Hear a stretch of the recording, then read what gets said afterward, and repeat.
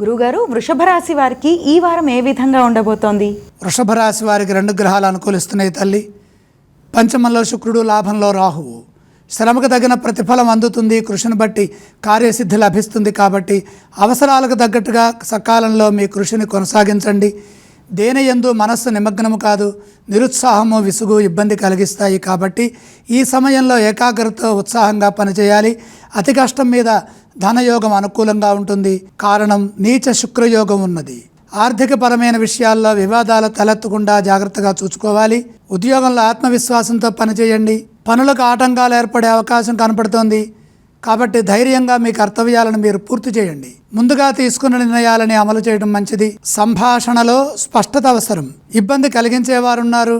కాబట్టి న్యాయబద్ధంగా సత్యాన్ని మాట్లాడండి. క్లుప్తంగా ఎంతవరకు అవసరమో అంతవరకే మాట్లాడటం మంచిది.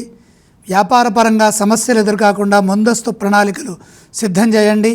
వారాంతంలో శుభం జరుగుతుంది. ఈ వారం ఈ రాశి వారు ఏ స్తోత్రాన్ని పఠించాలి గురుగారు? వృషభ రాశి వారు నవగ్రహ శ్లోకాలు చదువుకోవటం చాలా మంచిది. ఈ రాశి వారు ఏ ఆలయాన్ని సందర్శిస్తే శుభ ఫలితాలు కలుగుతాయి? నవగ్రహాలని దర్శించాలి. గురుగారు, వృషభ రాశి వారు ఏవేవి దానం చేయాలి?